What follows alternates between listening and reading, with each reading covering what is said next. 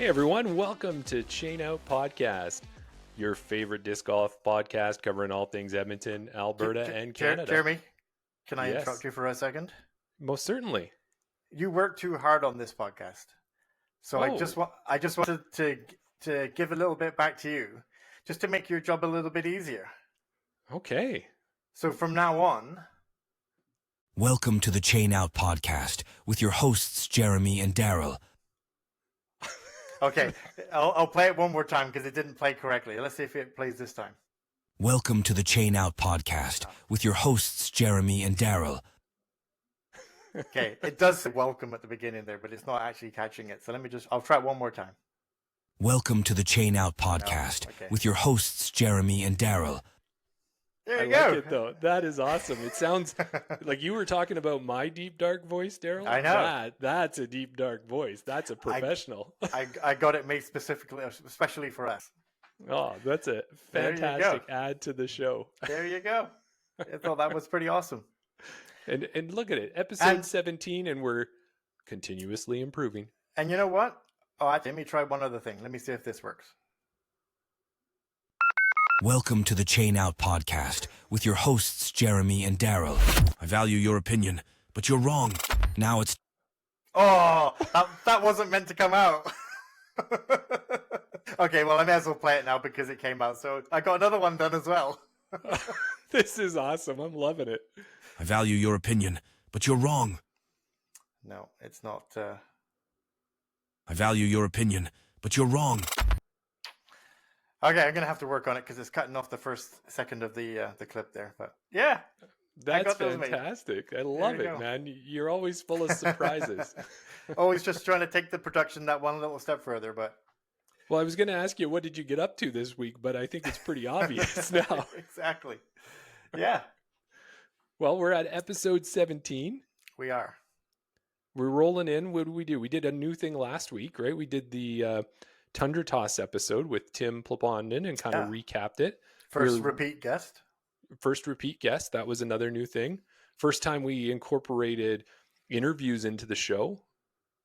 Yeah. Pre-recorded interviews. Yeah, absolutely. Took a little bit of work on my part to get it all edited and taking it from various devices and getting it all spliced in, and hopefully it kind of sounded okay. I think nobody's complained about it anyway. So yeah. Well, what you could do is if you're working on these sounds, find the sound of patting on the back so that every now and then I can say, Daryl, give yourself a pat on the back. Well, I don't have that, but I mean... There you go. Good job, Daryl. Good work, buddy. There you go. That's awesome. So, exciting news to me is that I think you and I are going to get a chance possibly to play again together this weekend. Yeah. You know what? I thought about it and I didn't even realize it happened, but the last time I played was Tundra Toss. And that was been over 2 weeks ago, which means that I've lost my streak again. Oh my goodness. But what are we going to do with you? I wasn't really too worried about it anyway because I'd already dropped that back down to like 5 or 6 weeks. So it is what it is. I'll start fresh at the beginning of the year here, and then we'll see where it goes. Hopefully I can keep it going through. Well, hopefully you can look to me and Jana and Briggsy and Uncle Steve for motivation. Mm-hmm. Like Steve's now on pretty much 2 years is what he was on. I think when he showed me his screen and I had to look at it, look up close, it was 105 weeks in a row that he had played. Yeah, that's amazing. I dream of guy. I mean, I don't know how, whether he just timed it right that he, kind of avoided the cold snap we had there, or whether he actually did get out during that cold snap. Yeah, I'm not sure what it was. Well, he did. He would have played in every week, so he found a way to do it. But he's such an humble and subtle guy. Like he's just been, playing away, and then just because I asked, he showed me. But otherwise, I'd never know, right? Yeah, no, exactly. Yeah, he's a good guy like that. Yeah. So maybe we should do a little quick social shout out. What do you think? Yeah, kind of trailing on from the giveaway that we still have not reached our 100 subscribers yet. So if you haven't subscribed, it's still time to get in on the giveaway. Currently, we are at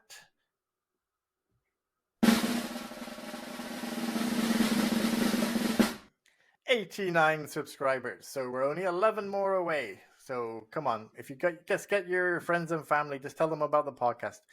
Like I know Jeremy always says, it's free. You don't have to watch. Just hit that subscribe button. To friends and family, I mean, not to everybody else. We value everybody listening and watching that actually wants to hear what we have to say. But the other way we look at it is that it's going to get real embarrassing if it's 3 months from now and we're saying we're still working on that 100 subscriber contest. Exactly. I think if it goes like 2 or 3 more weeks, I'm just going to create 5 or 6 accounts and just subscribe myself, just so we can give it away. Hey, exactly. Yeah. By the time we actually give the prize away, people will be like, where did I get this from? What did I do to get this? Yeah, exactly. Oh, those guys, right? I remember doing that. Yeah. They were a thing back in the day. Yeah. So, yeah. Well, I'm just, you know what it is, Daryl? When we get these ones here and now we get a little bit organized like this, I like to make sure we've got so many things we want to talk about tonight. Yeah. And we've got so much time that we'll do it. But one of the things that we should probably do is get right to the part that everybody wants to talk about. Is it what they want to talk about or what they want to listen to? It's what they want to listen. They're talking about it. They're telling us right now, just hurry up and get the guest on. Yeah. That's what they're saying. We love you guys. You're great. You're funny and stuff, but we've had enough now. We've laughed. Let's get to the meat and the potatoes of the episode. We've seen the thumbnail. We know who it is. Let's get on and let's have a listen. What? They know who it is? How am I going to surprise them? All right, let's bring her on. All right. So as always, not as always, but as we try to do is we try to bring you new and exciting guests to the show. And we definitely have another one tonight. Our guest today is an Alberta FPO player. She joined the PDGA in 2022. And even though she's only been a member that long, she's actually played 18 sanctioned tournaments. She volunteers with Girls in Sport. She recently played in a college nationals qualifier tournament at Raptor's Knoll in Vancouver. And last week, she scored her first W of the year at the Tundra Toss. We can't wait to talk to her about all of this and more. Let's welcome Zoë Lorenz-Boser to the show. Hello. Hey. How's it going? Zoe. Good. How are you? Rolling out everything for you. See, people just keep cheering and cheering. There we go. Oh, can you hear me now? Oh, wow. It's such an honor. There we go. Yeah. Yeah, perfect. Well, you know what? Just before you came on, Zoe, Daryl was sharing with us a bunch of his new sound effects that he has. And he's been it's almost like he's got a whole soundboard there. So he had the big round of applause going for you. Oh, awesome. Do you have the air horns?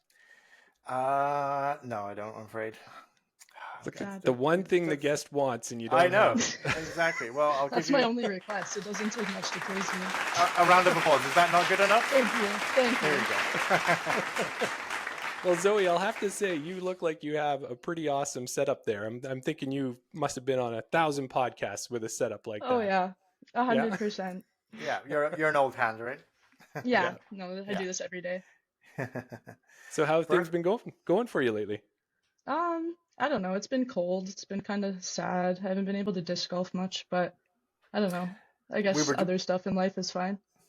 Yeah, we were just talking about that. I haven't been out disc golfing since Tundra Toss. Have you had a chance to get out since then?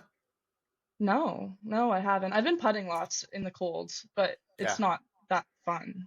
But I've been doing it. Exactly. Yeah. Do you just when you're putting, do you have a setup in your backyard, or are you doing it in the garage, or just at a course? What do you do? Yeah, I have a basket in my front yard because we don't have a backyard, but I used to have it in my rental house, and then I realized that I was absolutely damaging the heck out of the walls, and we have like a pretty good damage deposit, so that might not be the best idea. So now I do it in my front yard. Plus, like the chain sounds were definitely driving my roommates nuts, so I decided to be nice and go out front. Do you have a certain routine that you go through? Like, do you have a game that you play, or you just stand there and throw, or how does that work? I don't really have a routine. I just do a bunch of putts. I've been trying to get a routine down and get like a designated putting style down, but I'm really struggling with it right now, and I don't know what I want to like commit to and like what's the best form to just continue forward with. Yeah. So I'm just trying to nail down what I want to like practice as my final putting form, and yeah. Right. Well, I think go ahead. Sorry, I was just going to say, do you work on distances? Do you start close and work your way back, or Yeah, I'd say I Yeah. play a little game where I like say I land about circle's edge like 30 to 40 feet, and then I'll do a putt, and then if I don't make it, I'll go from like where my putt missed, and Yeah. I'll just do that for an hour. And yeah. Yeah.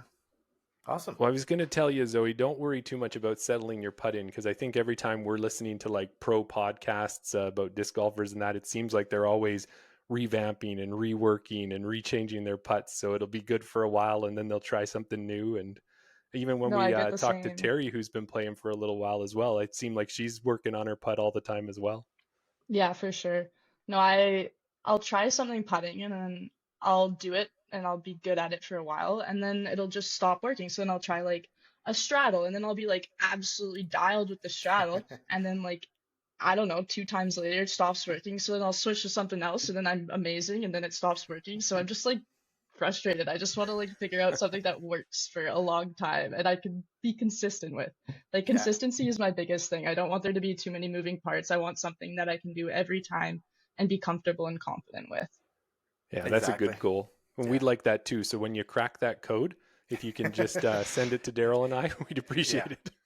Well, all the pros putt so differently. So that's like the hard part is who do I want to replicate? Because there's so many amazing Yeah. putting pros and like what's comfortable for them isn't what's comfortable for somebody else. And nobody's like nailed down the code and everybody's putting like them. Like everybody's so different. So I'm just having a hard time choosing like who do I want to putt like? Yeah. Yeah. And it's so hard with the world that we live in. Like probably back in the day when me and Jeremy were growing up, we had to go to the library and get a book on how to putt and things like that. But nowadays, there's YouTube, there's all the resources, there's clinics, there's Power Disc Golf Academy. There's so many places where you can go to get form tips. You don't know who to listen to because everybody's telling you something slightly different. And this is the definitive way to putt, or this is the definitive way to throw, but it's different from what you just heard the other day. So yeah, it's tough you just got to, like you said, you just got to work on your own form and whatever works for you, right? Yeah, exactly. That's one of the hardest parts about being a beginner is you hear so many things from so many different people. Like Yeah. there's been so many times where I've been doing something one way for forever, then somebody else will be like, "Oh, you've been doing this wrong like the whole time." And then I'll switch to the way they do it, and then I'll talk to somebody else and I'll be like, "What are you doing? Like this is the right way." And I'm like, Yeah. "What am I supposed to do?" Yeah. So like Well, I the think pinky on the putter, that's a big thing that I'm like, pinky or no pinky? Like on the rim? Because some okay. people have it like laying against the rim, and then some people just have it on like the bottom of the plate there. Yeah. Yeah, So I'm a bottom of the plate person. That's how I putt.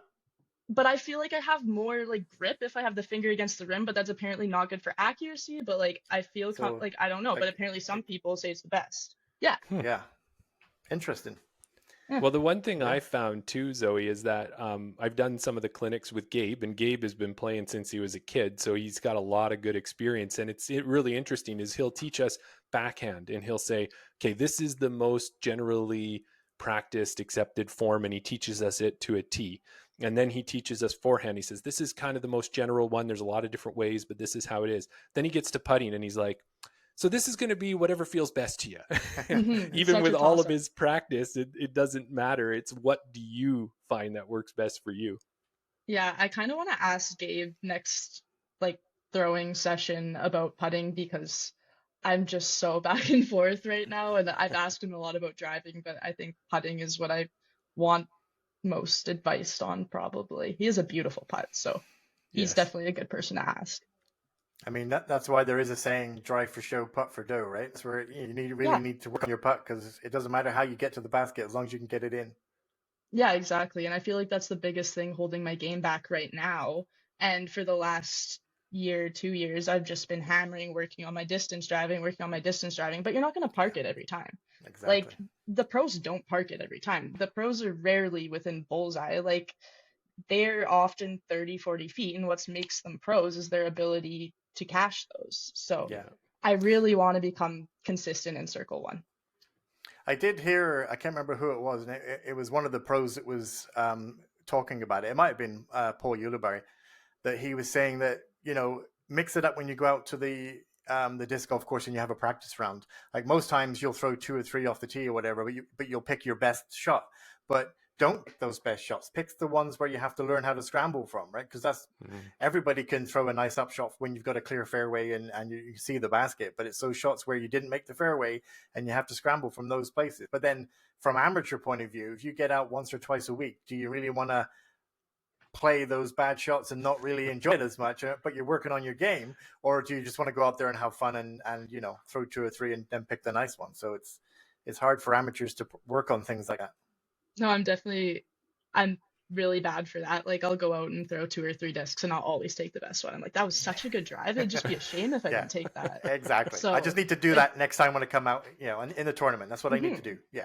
No, I was talking to my friend Dwayne, and he was saying that to warm up for tournaments, instead of like driving off of every tee, because you don't want to like tire your shoulder out, he just goes and he takes awkward up shots. Like, where could my drive go on this hole? Where's my like most common screw up? Then he goes there and he just throws scrambles from that spot. So that was kind of an interesting idea that I kind of want to start doing, because I'm always just doing drives and then going to the best one and putting it in. I'm not practicing situations that you will end up in tournaments. Yeah. That's such a great tip. I like that. I think, Daryl, that's we could do where you throw one drive and then go and, like you said, scatter your up shots. You've only thrown one disc to just throw the drive and see where it lands. And as you said, what if I hyzer it too much? What if I turn it over? Where's it going to end up? Where's my distance? And let's throw from there. Exactly. I've heard another good game to play as well. If you're going out with a group of 2 people or 3 or whatever, is to play worst shot doubles. So you play the worst shot of the group, right? So you're forced to play to the lesser ability on the card, right? Or the one who just throws it the wrong way. That'd be all the time, but yeah. Yeah, no, I think that's definitely a good idea too. There's lots of different little games you can play, but yeah. Well, awesome. Zoe, I know that you listen to the show. And at the start, when we have a new guest and it's the first time on, thank you. Yes, as Daryl says, thank you very much for listening to the show. And you're subscribing, we're sure of that too, right, Daryl? Yeah, 2 accounts. Yeah. Okay. 2 different accounts, yes. Thank you. You're welcome. Yeah. So you'd know that at the start, we like to get your disc golf origin story, but we don't want to do it just, hey, tell us how you got into disc golf. So we got something all lined up for you. First, what I'm going to do is I got a little my script here. So if I'm looking away, that's all it is. I want to thank everybody last week for their guesses, or actually a couple episodes ago, they were guessing for Terry's superhero, because I'm kind of digging deep into the superhero world. And I don't know if anybody even cares or listens, but I'm finding out, yes, they do, because you're way beyond my superhero knowledge. You're like, I have no idea. I was trying to figure it out. I was like, who are these people? But well, I try to make it, I try to add a little bit of a hint in there. So Sonia and Josh, they both guessed correctly. They guessed Dazzler. I was like, you're dazzling your, no. Never heard of him. Now you got something to do. You can look that up after. Is it Marvel or DC? Like, what universe is this? My universe? No, just kidding. Oh. It's a Marvel universe is what it is. Okay. But yeah, just a little bit deeper. So we're going to see who the comic book fans are out here again this week. So let's see if you can guess the one I've cooked up for Zoe here. So here to Zoe. Maybe when you were younger, you thought you could read other people's minds, but then realized you were actually telepathic. You went through life and realized you were also pretty thick-skinned because nothing really bothered you. You became so thick-skinned you could turn your body into a... Sorry, we're just laughing. A diamond! Ever since you've been reading the minds of your disc golf opponents and shining so bright, it's hard for them to even look at you when you throw a pure shot down the fairway. Now, maybe that's not how you got into disc golf, but go ahead and tell us how it really happened. Okay, I don't think I can top that origin story, but I guess it all started, this is a very basic answer. Everybody and their dog started at this time, but I started during COVID. I was living up here with my friends because I moved home for COVID, and then I lived with my parents after like I had moved out, and I just could not do it. It's like you gain so much freedom and then you're just like back, and it just not for me. So then I talked to some of my buddies and we moved into a house in Edmonton, and it was boring because we had our good friends. There's 4 of us. And so one day my buddy Scott, who is on the U of A disc golf team now that we went to Vancouver with, He was like, do you want to go disc golfing? And I was like, I don't know what the hell that is, but I'll get in the van. And so he was like, you can bring beer. And I was like, okay, yeah, I'm in. And so we went to Norwester actually. And we got out, and I don't know if we had U-disc or not, and I think we parked on the wrong side, but we were like, is this a disc golf course? And we were very confused. I don't think we had U-disc, because it's not hard once you get U-disc. But we were just, we were very confused. We were noobs. So then we went to Rundle, and I don't remember much about my first round, but I remember being very bad at it. And I'm not a big fan of being bad at things. So I don't know. I'm pretty competitive, and my friends were beating me, and like I sucked so bad. I was just kind of angry almost. So that was my first experience. It was like fine. I was with really good people, so it was good. Yeah. And then my former partner was really, really into disc golf, and just like I was listening to Joe Henderson's episode today, and it sounded very similar. Every day he was like, do you want to go disc golfing? Do you want to go disc golfing? I'm like, why do we need to keep doing this? Like, we did it yesterday. Like, come on. Yeah. But I always went because there was nothing better to do. And I would get so mad. Like, I hated it so much. Like, I would rage quit almost every round. I would just be like, done. I'm like, this is stupid. I'm done. Like, I can't believe how much I hated it. And then I don't know what happened. That was like 2021, I think. Okay. And then 2022 came along, and he convinced me to join the first EDGA doubles league at Hermitage there. Right. And so we were in doubles, and then I think one of the first people I remember playing with is Sean. I'm gonna butcher his last name. Sean Heidebrecht. The Sean that's really good at disc golf. Yeah. And I just remember seeing him, and I was like, this guy must be the best in the world. Like, he is so good. I didn't think a disc could go that far. Like, I was in awe. It was crazy. And then I got teamed up with Tim. I was like his little buddy. I think he was talking about this last episode. He was, yeah. Yeah. The adopt a noob, I think he called it. Yeah. So I was like, oh, I got the Prez. Like, I got royal treatment there. I was pretty hyped. So yeah, I got Tim, and then I think Kristen was his partner, or she'd fill in for his partner occasionally, and she was hosting She's Up First, so she convinced me to join the tournament. So I entered FA2, I believe, and at this time, like, I could only throw forehand. I just had a Champ Firebird, and that was my only disc, and then I putt with a zone. So can I quickly interrupt you? I have to. Yes. Daryl, you know where we're going with this. Now, did you just have that Champ Firebird, or did your adopt a new Prez Tim insert that Firebird? No, I actually had it. Yeah. Okay. I think I gave him a good first impression, though, because I was walking around with only a Firebird. I was probably pretty hyped on that. But yeah, I was putting with a zone and a Firebird is all you need. And then I won an FA2, and then I won the She's Up First tournament in FA2. And I was super excited. And I remember talking to Terry. It was my first time meeting Terry, and I was kind of scared of her because I saw her around the course, and she was really good. And I was like, oh my God, she's like so good at disc golf. Like, I'm scared to talk to her. And so then I did, and she was like, you should enter FPO. And I was like, okay. And so I did.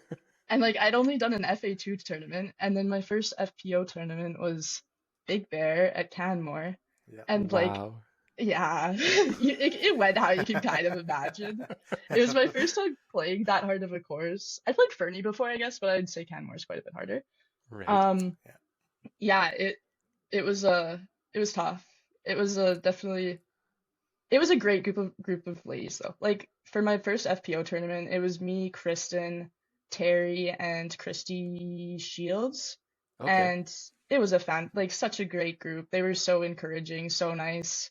I need to also shout out Terry because she gave me like a bag and probably around 15 to 20 discs, and I didn't have to pay her for them right away. I just I used them for probably around 2 to 3 months, and then she was like, okay, just pick out the ones you want, and then she sold them to me for dirt cheap. Yeah. And that's awesome. Yeah, she gave me tons of advice. So her and Kristen invited me to the tournament. Like, just huge shout out to them, because like I wouldn't be here today if they didn't take that initiative and be fantastic ambassadors for the game. So yeah, shout out to them. And then I played, I think, 2 or 3 more tournaments that year. I played DV Top Gun, such a good experience, one of Wally's tournaments. It was so fun. I loved just, yeah, everything there was great. And then I played River City in FPO, and it was such a rough tournament. It was pouring rain the whole time. I was looking at my round scores. I got a plus 47 for the tournament. Oh, wow. Yeah.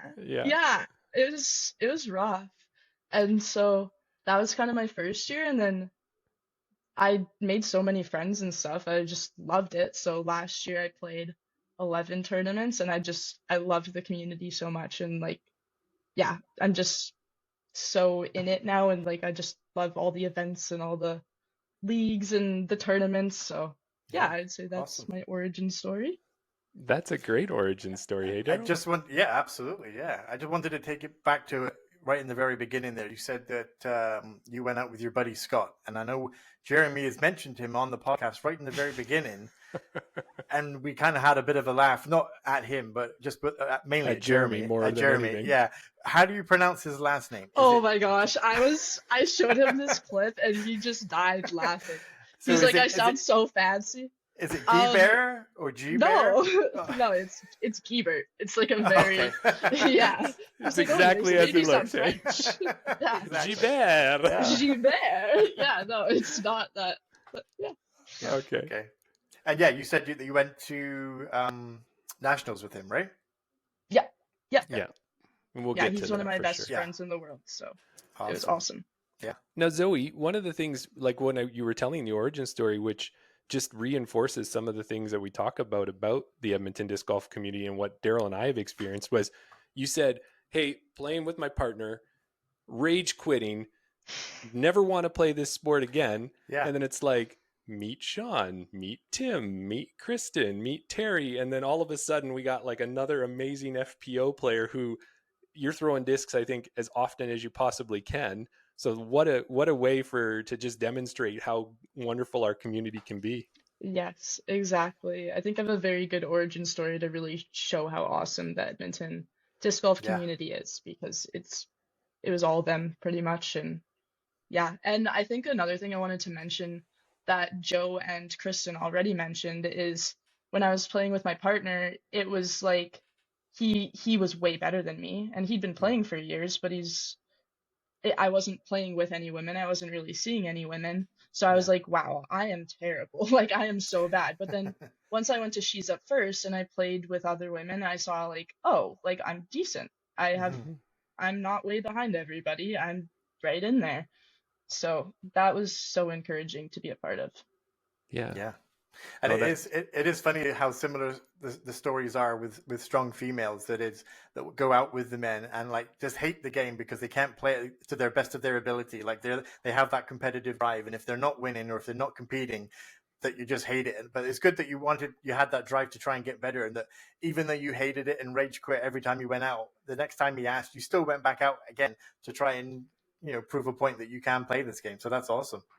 That's why disc golf's so addicting, is because there's no limit. Like, you can always get better, and I'm not one to quit. Like, I'm kind of stubborn, so when I was bad at it, I was like, I need to get good at this, because I was watching Jomas and stuff too, and I was just like, this is so cool. Like, when you're able to do like the turnover shots, the huge forehands, the anhizers, like I was just like, this is sick. So if I could throw like this, like it was the backhand that made me really mad. I was good at forehanding because I grew up playing baseball, but I just couldn't throw a backhand. It was that like typical like 100-foot super high hyzer crashing down. It'd be like 40 feet in front of you. You're like, oh, what am I doing? Like, how do you? It was like a whole summer of that, and I was like, how do they throw it so far? Because it doesn't look that hard. They make it look so easy. Yes. And then it's just so hard to replicate. I still am not even close to the women that are crushing at the top end there. Yeah. It's so inspiring, but yeah, it was the backhand that really, really threw me off. And then once I started making strides and I was throwing further and further and further, it was such an amazing feeling, and it was like so addicting. So that made me fall in love with it. Yeah. One thing that always used to confuse me when people were trying to teach you backhand was throw it nose down, but throw it up. You're like, how can I throw it nose down, but throw it? It doesn't go that way. No, Terry was always like, just throw it at the ground. And I was like, well, I can't throw it at the ground. Like, what are you talking about? She's like, it'll just go straight. And I was like, no, it's not that easy. So I totally get it. Yeah. Yeah. And then I think like for you, Zoe, I'm sure just like us, was that when you finally throw either that hyzer flip up or that hyzer flip up to turnover S curve, it's like after you've thrown that once, all you want to do is do that again and again and again. 100%. And I think another thing that was hindering me off the bat is I was 100% throwing the wrong discs. I brought this driver out of storage because it's special to me. This was my first driver. It's a 13 speed, which obviously I didn't need to throw. I still don't think I could flip this up. I threw this for like the whole, I think almost 2 years. Wow. And yeah, I still can't flip it up. So like that wasn't helping me at all. But beginners go and they go to the store and they're like, oh my God, a 13 speed, I need to throw far. And so I thought that until I talked to some disc golfers and they're like, oh, it's the opposite really with like the arm speed you have as a beginner. And I was like, oh, okay, that makes a lot more sense. So I began to feel a little bit better after that. Well, and for our listeners who are listening on the audio side of things, Zoe just showed us a champion turn is what it was, right? Yeah. So if you're now that might make it click for them. Yeah. 13.6, -2.2, I think. Okay. Yeah. And you're like, what? It's -2. It's no big deal. I can do that. Yeah. Max weight. Like, yeah. Silly. Yeah. Well, hey, Zoe, we wanted to talk a bit too about your FPO side of things, and you had kind of gone through some of the tournaments. So that was like, telling us about winning She's Up first in an FA2, and then you did a couple FA1s and went into FPO, and you did that all in 1 year. And you told us how Terry kind of was part of that push to it. So that's fantastic to see that. So now that you've established yourself in our minds as your Edmonton FPO, your top status, when you're at a tournament, people are scared. People are looking at your name and saying, oh, Zoe's here. What am I going to do? How am I going to outthink her on the course? So what do you got for this year? What is your kind of goals for your tournaments and your FPO playing this year? That's such a loaded question. That's what we do. I guess the first thing, my plans, I have 20 tournaments written down on my tournament schedule. Wow. It's just too many tournaments. There's I don't know if there's that many weekends in the summer. I don't know how there's that many, but yeah, I have 20 tournaments written down. I'll probably go to, I'm thinking around 10 to 15. I don't know. I have nothing better to do on the weekends. Like it's so much fun. Yes. But I'm starting a new job in June, so it'll definitely be pretty dependent on the amount of time I have with that. Right. But I want to go to as many as possible is the easy answer. Goals, I'd love to cash it in A tier. I think it's within my potential. I just need to play consistent and have a good mental game, which I find a little bit harder in those A tiers. It's a bit more intimidating. Yes. I'd love to cash at like all the C tiers and B tiers. Like not all of them. I'm not like trying to like put it nice. Yeah, all of them. Of course, all of them you want to. Got to set the bar high. Yeah, so that would be great. And I really want to jump into the community side of things a lot more this year. I'm finishing my degree, so I'm gonna have a lot more free time, hopefully. And I really love the community side. I love coaching. I don't know, just talking to new players and playing with new players and teaching people and inspiring people and doing what Terry and Kristen did for me and just passing the game on. So I definitely want to jump into that a bit more. I want to get into maybe some course maintenance. I love being outside and working on the courses. And then in terms of like skills, I want to putt like a lot better. I don't know exactly how to quantify it, but like a lot better. Right. I want to be like very consistent from inside 25 feet. I want that to be an easy putt in my head. I want that to be routine. And yeah, it's so not that right now. And I'd love to drive 360 backhand consistently and drive, let's say, like 320 forehand consistently. Oh, yeah, those are good goals for sure. Yeah. And I hear what you're saying with the putting consistently goal. And it's like what happens in the beginning, you're like anything 5 feet I've got under control. But I think as you start to practice 10, and then if you're at the point where you want 25 feet to be comfortable, I think your putting's just coming right along to that point. And I know for Daryl and I think we're probably, where are we, Daryl? 15? Is that where we're comfortable? And if we could get to 25, and then once you get to 25, you want to get to 35, and then eventually you want to be Owen Scoggins is what I want to be, and be able to putt from anywhere, right? 60 feet. If you don't make a 60-foot putt, you're mad at yourself. Like, she's so good.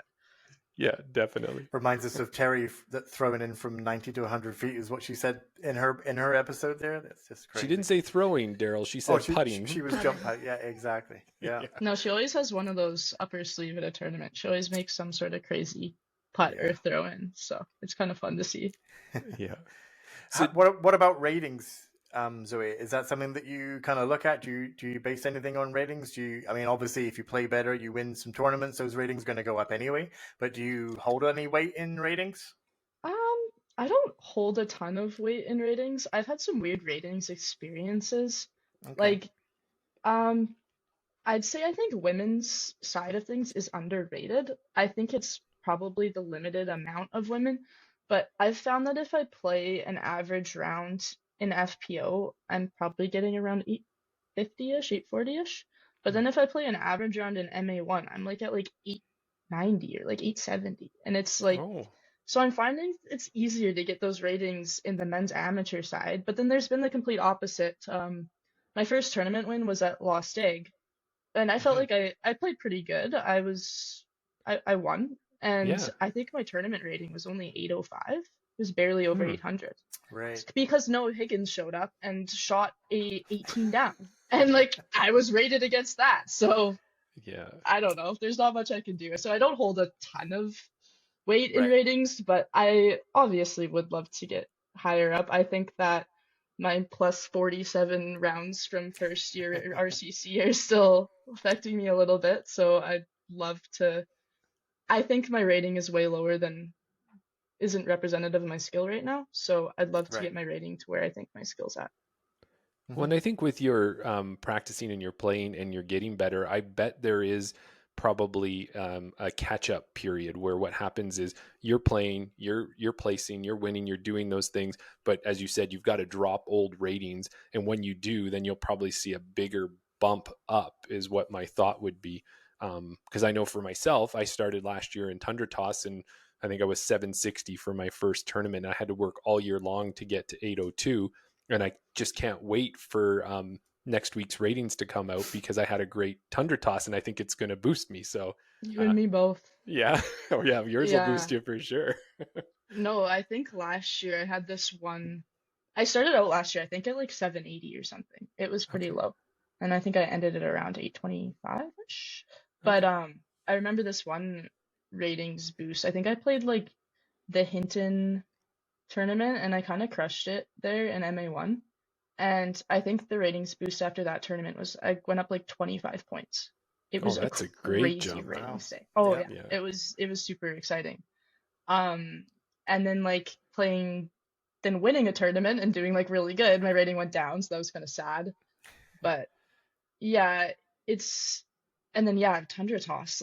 I didn't feel like I played that great at Tundra Toss. Like I think I did really good for a tournament, but like I don't think I played to my potential overly. But like my rounds are rated crazy. Like what is that? I looked at my rating, I was like, oh my god. Yeah, well, so I'm excited. I think what it was, and Daryl, I think you can put something to this too, is that because the ratings are individual, it was what was happening at that point at that time. We all played around and it was nice and it was pleasant and everybody shot what they would normally shoot. And then you get to that second round and the snow came in. And then what happened is it separated, can you play in bad weather or do you end up going safe and changing your score? So you had a lot of these maybe good players who weren't playing up to their potential. And someone like yourself, who is also a good player, you played to your potential and above, and that just fires your rating up because you were like, in this weather, in these bad situations, doesn't matter. I'll still nail it. I can do it. Yeah, I was really proud of that second round there.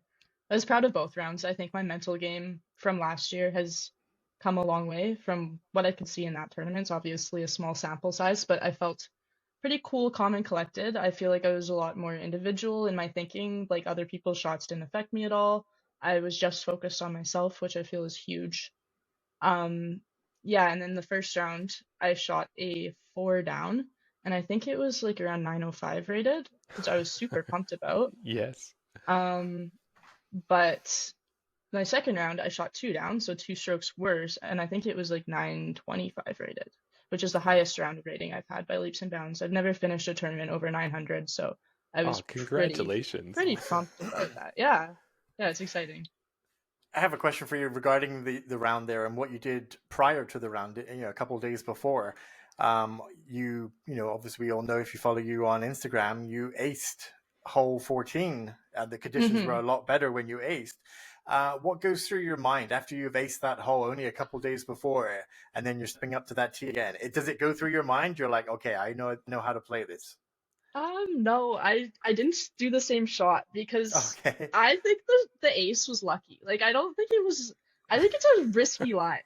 Like, it's not a tournament line. It's like a let's throw a dumb shot line. Okay. So I didn't throw that shot during the tournament because, like, I went really high up through the branches on the left side in an anhyzer with a really overstable 7-speed, and then it just kind of like floated in so beautifully. But there's like a pretty solid chance that you're gonna hit one of those branches when you put the disc that high on an Annie.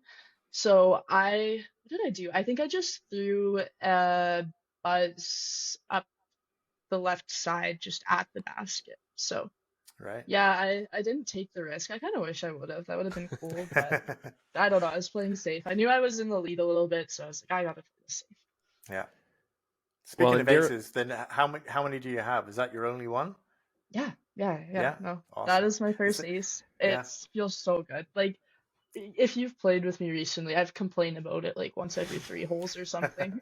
It's probably was annoying people, but No. I think the hole before, like old hole 2, we were lining up and I almost aced it. I was like pin high with my Firebird forehand. And then they were kind of talking to me. They're like, oh, how many aces do you have? And I was like, I don't have any. Like, this is ridiculous. Like, I played this course and I played Rundle. I think I counted 18 times that week because it was my reading week. So I was playing 3 holes a day every single day. And I think I missed one day, or I did like only 2 on one day or something. Wow. But I was playing a stupid amount. So I was like one of these times, Rundle's not that far. Like, it has to go in. And then I was with Postman, Andrew Gillespie, and then the 2 Jacobs. And it went in, and I gave Andrew a big hug. I was like, let's go! And it was so sick. He like jumped up, and we like had this like freeze frame moment. So yeah, it felt great. Oh, well, you know what's funny when you say that is I think what happened there, maybe that's a little tip for us if we get an ace. Maybe we shouldn't hug anybody because you hugged the Postman. Oh, yeah. And then what happened? Oh my gosh. Did you not even think of that, hey? Yeah. That's crazy. For those I who don't know. need to hug the Postman again. Yes, to get it back. So I hope he hasn't hugged anybody in between. Yeah, so Zoe hugs the Postman, and then he goes to Tundra Toss, and he throws his first throw and gets an ace. So you shared the luck, is what you did there, or not the luck, the skill. Yeah. I really hope he didn't hug any non-disc golfers. That'd be a complete waste. Yeah, exactly. Someone's like, I got to work on time today. But you mean you wasted that luck on that? But we do have to thank you as well, because Tim had said that you had made that wonderful suggestion of just extending the tee pad a little to the left, and Daryl and I might be the best idea I've ever had. Yeah, you're welcome. You're welcome. I like that tee pad is. I'm sorry. Like, I know everybody's doing the best they can with the layout. The parking situation's shitty. I'm not. Nothing against Edgar, but like that tee pad, oh my gosh, it just gets in my head. Like the step up, like I have to throw standstill, and it's still like there's the 2 trees there, and it's just like, oh my god, am I gonna hit a tree? If I nail first available, like I'm on the tee pad still. So I really love that left sideline because I know if I just throw it straight, I'm gonna get to the basket. So I don't know. I was playing, the day before the tournament with Tim and Kristen, and he was carrying around spray paint. And I was like, Tim, like, what if you just extended this a little bit? And then he did. And like, that was it. Thank you, Tim, for taking suggestions. Thank you, Zoe. Yeah. And it probably also stopped from being a backup as well, because we thought that was going to be a backup area, and it turned out to be very, very good for the tournament. There wasn't any problems at all.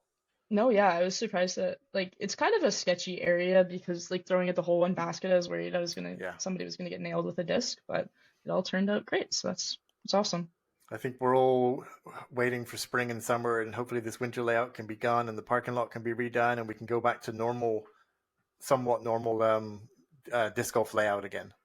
Yeah, we don't have to keep saying, hole 6, original this. Old hole. Yeah, no, then there's the Epcor parking lot layout, and then there's the winter layout, and I haven't learned the new layout numbers. I know it's going to go back at some point. It's not worth my brain space. So yeah, I referred to everything as old hole this, old hole that, because I'm excited for old hole 1 to come back. That was probably one of my favorite holes on the course, just because it's a big forehand shot. Yes, there's not as clear of a big forehand shot on the rest of the course, so I'm super excited. No, that's good for sure. And so the other thing I had as I'm looking at my stuff here is that you are playing She's Up First. Now, I'm wondering, when we were talking about the ratings and stuff like that, I think that's probably one of those great tournaments because it's going to be all women participating in it, all women being rated against each other. And that's probably a good way to do it. And you played it last year. Was it last year you won, or was the year before you won? Year before, right? The year before I won in FA2, and then last year I cashed. It was my first tournament I ever cashed at in FPO. I got second place. So yeah. Well, we're excited because Daryl and I are both going to be there. We don't know what Kristen's going to have us doing, but we're going to be front row for it all. So heck yeah, I heard that you guys are volunteering. So yeah, thank you. I texted Kristen a couple of days ago and I was like, I want to help out because I'd love to dip my toes into the TD side a little more. I like managing and organizing stuff, so I feel like in the future I can definitely see myself getting into that. So I feel like that's a good way to dip your toes in, is just to start volunteering and seeing what goes into it and stuff. Yeah. That's definitely. And always is like being an assistant and just kind of following and starting there. I think that's the way most people are, because if you just started straight as a TD, there's people out there who can do it, but I'm not one of those people, that's for sure. It takes thick skin too. Like, you're put under like a big spotlight when you're doing that, and people are always going to have something to say. So I think definitely getting a little ease into it first is a good idea. Yeah. And then we noticed that you're also registered for the spring runoff down in Lethbridge as well. And we're going to be heading down there as well. Have you played down in Lethbridge before? No. So talking to Terry 2 episodes ago, she mentioned that it's a windy course. It's a tough course to play. I forget which one it is. Aperture Park is the bomber course with the par 5. No, Nicholas Sharon. Sorry. Yeah. So okay. Yeah. Par 5, like the 800. Bomber course. Yeah, well, par 5 right off hole 1. 800 so foot par 5? I think it was something like that. 880, okay. I think it was, yeah. That's birdieable for sure. So there you go. That's the attitude to have, right? Don't think of it as, it's a par 5 right off the bat on hole 1 when I'm still cold. No, you think of it as, that's a birdieable hole. Yeah, easy. Get a birdie early. Birdie start. Yeah, there you go. Yeah. Well, what's exciting too about spring runoff is it looks like we're going to have a great Edmonton contingent heading down. It's like you're going, we're going, Tim and Kristen are going. The names are just all over there. So I was just messaging with friend of the show, as Daryl likes it when I mention it that way, Mark Thompson, and we were saying that maybe what we need to do is we need to get all the Edmonton peeps together on one of the nights, and we got to find a pub or something, or a restaurant pub, and hopefully have enough fun that we're just enjoying each other's company and that we can still play well the next day. Yeah, I don't know. I've had weird experiences with that. Really? I've gotten not like I've had a little too much fun the night before a couple tournaments, just because like you're seeing people you haven't seen in forever, and like it's so hard just to like be like, I'm going to bed, when like you're surrounded by just amazing people and the vibes are so good and there's fires and drink. Like it's so hard to just go to bed. But the 2 times I've done that have been my like second and third highest rated rounds ever. The next day. So yes, I usually show up like an hour before my first round, and I'll like play holes and putt for a long time and get a good breakfast in me and like try to like focus in, listen to music, stretch, whatever. And then those 2 rounds were like the only times I didn't show up. I showed up like 5 minutes before, went to my tee box and sat there, and I shot like 9-10 rated rounds. So what is that? Like I try so hard, and then the rounds that I just did not try at all, I did so good. That's so I think a big part of it is mental game. Like it was just like I already had kind of written it off. I was like, I don't care, I'm not gonna do that good. Like, blah blah blah. So I was like putting not very much pressure on myself at all. Mm-hmm. And then I did really good. So I think that goes to show that putting a shit ton of pressure on yourself is not the way to do it. Yeah. Well, I can tell you, and I don't know if I want to share this story on the pod, but I'm going to do it anyways, Daryl. When I did used to play regular golf, I had an evening like that too, Zoe, where on the way I actually had to lean out of the car window a couple times on the way to the course. Happens to the best of us. So then we got to the course, and same thing as you said, is I played the best ball golf round ever of my life. But I think what the reason was, is as you said, is that I was just trying to stay standing. I wasn't thinking about anything else. So I couldn't get in my head because it was just stand up, swing the club, and that was how it went. So No, exactly. Like I did it in Hinton, which is like a super hard course, in my opinion. It is so tight. Have you guys played it? No, not but yet. I've We've just heard heard the stories. You Yeah. gotta play Hinton. It's so good. I love it. But I was playing MA1, and like the first day I did okay. I hadn't played the course before, and I was going in blind, so it was like pretty tough. But then the second day, I think I shot like the hottest or second hottest rounds in MA1. Wow. And so I was like, it was sick. But Yeah. yeah, I just popped off. I was parking everything. But yeah, I wish I could play like that all the time. But Yeah. well. Might turn you into an alcoholic if that's the case. Yeah, but- I probably shouldn't do that all the No, time. it's but- probably not a good idea. Yeah. Chainout is not advocating to play hungover at your tournaments, but if you do, good luck because it will help. No, you know, the other thing too, when I was talking to Mark, was he is a researcher. He looks at everything, Zoe. So what he found for me, and he's let me know, was Parked Pro. I don't know that it wasn't last year, but it might have been the year before. The boys actually recorded the tournament there. And of course, that's where Noah Higgins is from. So at the point that Mark was watching it, was Noah was just shredding those courses in Lethbridge. So I think I've got some homework to do to take a look at that course. Yeah, I feel like even watching stuff on coverage doesn't do it justice. Like I watched the BC Open on Parked Pro to prepare for Raptors Knoll. I was like watching on coverage. I was watching like the MPOs play it because the FPO they only got at the horse course. So I was watching like Casey Hannemeyer and all of them. I think who else was on lead card there? Thomas Gilbert Max? probably. Yeah, it Max depended or- on which yeah. round. Carter Aarons was on the first round, right? Yeah. So, yeah. Yeah, all those guys. And I was like, oh, this course doesn't look that hard. There's not that much OB. What are you talking about? And they're all just parking everything. So Yeah. doesn't give that good of a insight, I think. No, it certainly doesn't. You're like, oh yeah, you know, you don't even wonder how you say it in your own mind. You're like, oh, Casey parked it, I'll be fine. How is that? Yeah, how like, do those what is two that? sentences go together? No, they really don't. I need to see like some like 800 players play the course before I go there. I feel like that would like really prepare me a lot better. Yeah, that's what we need. Okay, if Park Pro's listening, Daryl, it's like find a good AM card, a decent Yeah. AM card, and show us that coverage at least for a few holes to bring us Yeah. back to reality. A little Yeah. mediocrity What in there, works- just for us folks. Exactly. Yeah. Well, that's a great segue, Jeremy. It is too. Yeah. So we wanted to talk to you about the college disc golf that you went out to BC there to take part in. How did you find that experience? It was an experience. I had a really good time. There's We're a gonna lot have of so much to talk emotions. about on this, Zoe. So you just start wherever you want, and we're gonna go on it. So I guess like, it all started when I was scrolling through Facebook one day, and Brett Wells, who I met at Falcons Flight last year on one of my late nights there, he like I think he posted about college disc golf, and then he tagged me because I was talking about how I went to school there still.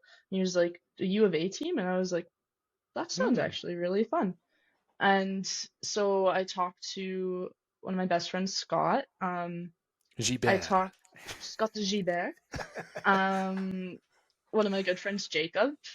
Funny story, actually. I don't know if people know this, but me and Jacob were in the same capstone group for our engineering program. Like we just ended up in a random group together. We had no idea who each other was. And then I was like watching a disc golf video on my phone during class, and he was like, "You disc golf?" And I was like, "You disc golf? Like what?" How do you know about This disc golf? random engineering group, this guy disc golfs. So I was like, if I'm not the best disc golfer in my engineering group, I'm gonna be really sad. And so I think I was like, well, I need to play you because for my like ego's sake. And I think I won the first 3, and then he won the next 3. And so Okay. it's like a pretty good contest. I wasn't like really sad. I was Yeah. like, if like how like it's just such a cool coincidence. And then I kind Yeah. of got him. I was like, you should join Winter League, and we just became really good friends. So yeah, I asked him to come, and he was super game. And then my former partner's little brother Luca, Mhm. I had taken him to a bunch of leagues, and I know that he's about my level. We've had some good competitions, and so he's in engineering a couple years below us. And so I had like a really good group of like my really good friends. So it was super fun. Um, and then just like did so much. I was having like the worst semester of my life. I had 7 classes. I was spending 15 hours a day Wow. doing work. Like it was awful. And Brett like did everything. Like he made it so easy for me. I am so grateful because yeah, he like it was completely free to enter. Like Oh, that was Wow. just fantastic. Yeah. Um, we got a $90 rebate on our flights. Like each of us got $90 back. Wow. great. Um, so it was like super affordable. Yeah. It was really good for that. And I was just so excited to play Raptors Knoll. It's been on my wish list forever. So yeah, we booked our flights and we went there. And then we like first morning we showed up. We were a bit late because we got really confused because there's a movie set beside Raptors Knoll. Yes. Oh, Yeah. okay. Yeah.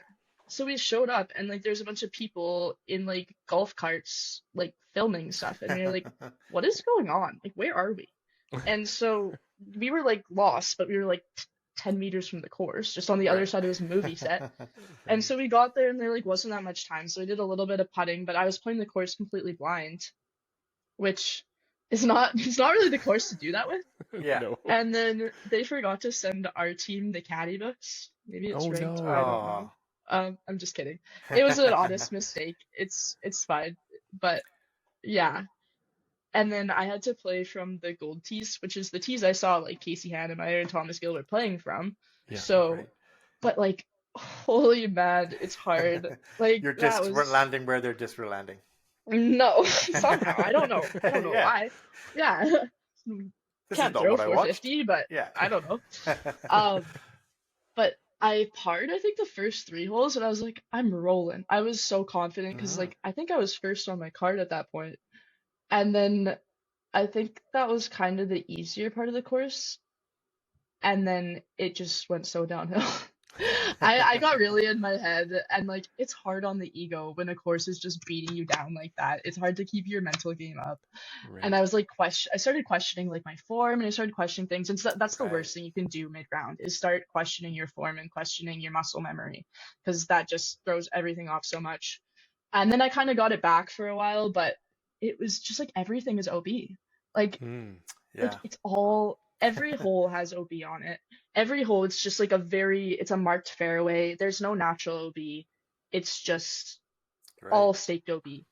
And there was like I'd ask my card mates, I was like, where's the OB on this hole? And they'd be like, well, here, here, here, here, here. And I was like, oh my God, okay. And then there was I got a 9 on a hole. This was my first 9 ever. Oh, Oh, Woo. no. Um, Okay. Yay. it's an achievement. Celebrate something, Come I on. guess. Yeah. Yeah, I got a 9, but it was funny because like it was like a really tight tree hole. So I threw my first disc, it hit a tree like 10 feet in front of me. And then I was like, okay, I'm gonna do a pitch out thumber. I go, it hits another tree like 5 feet in front of me. So I go there, and then I forehand out of there, and it goes another like 100 feet. And I was like, oh, good, I'm out in the open. So then I think I was OB at some point there. I don't know. But Yeah. then I see the hole on like the top of this hill, and then I throw to the hole and I park it, and I'm like, I'm good. And then my card mates were like, that isn't the right hole. That's the Oh, other no. hole. And so it Oh, was come OB on. again. So it was like more OB, and then I had to go from point of entry, which was like still down in the gully. So then I had to go up onto the hill, and like it was a lot of disc golf for Oh. one hole. Yeah. But Yes. I can imagine it it being was so hard, but if you don't even have a caddy yeah, book with marked no, OB that's not natural OB, like that's just yeah, and the compounding your signs issues. aren't Yeah. like super accurate because they've changed the course around, so you can't really trust the signs, and like there's no there's not a lot of references. So I think if I played a singles round there again, I would do like at least 10 strokes better, like minimum, because like I just know what baskets I'm shooting to and stuff. But I think in the BC Open, the FPOs play from so it goes gold, blue, red. Okay. And so in the tournament that I was at, the women were playing from the red tees, which just looked so easy because there was a couple, I played like a little mini round after just for funsies. I jump putted off of 2 tees and like parked it. Wow. Like there were some Wow. really close holes. So it would have been sick to play in the women's division. I feel like it would have been a little bit better on the ego. But yeah, the blue tees look really sick, and I really wanted to try them. I didn't get a chance to when I was down there, but that's what they're playing at BC Open, and I kind of want to go to BC Open if my work permits that, and I think it could be really cool from those tees. Yeah, I think you're right on that. So just to clarify then, there were women's divisions and there was team divisions as well, so you were playing in the team divisions? Oh, there was more than that, I think. There was like mixed divisions, and then there was women's divisions. So in order to get a women's team, you have to have 2 women from your school, and I could not find another women's disc golfer in the U of A. I like went on Discord, I went on Reddit, I tried everything. There was not another girl, which is fine. So I just went in the mixed, which is chill. Like I'm fine with competing against the guys. They've treated me awesome, and there's nothing wrong with that at all. There's a little bit more of a challenge. Yeah. So yeah, it was fine, and then the teams part of things was so fun. It was just like hanging out with my best friends, but we were like in a disc golf tournament, and it was like we were in Vancouver, so it was so fun. And we were chirping each other like in the team, like it was good. Like if Scott screwed up, I'd be like, "Nice spot, Scott." Like there's a lot of inter-team chirping going on, so that was a lot of fun. And then Sunday it was just so wet, like it was just raining the whole time. Absolute downpour, torrential. We were like soaked to the bone, like just no hope of ever being dry again. And it was tough to play in a little bit. It was a little bit like tiring when like just everything is just soaked all the time. But yeah, it was still just so much fun. And then after that, we went and just like toured around Vancouver a little bit. I've never been at the West Coast at all, so it was so fun to see. And then we watched the Super Bowl on Coney Island at this really cool bar, like this brewing company, and they did these amazing pink lemonade, like vodka things. Oh, it was great. Cool. That's awesome. Well, Zoe, with that too, so Trinity Western University, they were the ones who organized this college nationals event, as from what I could understand. And then this was set up to be a qualifier to actually go to the college nationals tournament. Do I have that right? That's so correct, then, now, was this the first time the University of Alberta had ever put a team into the event?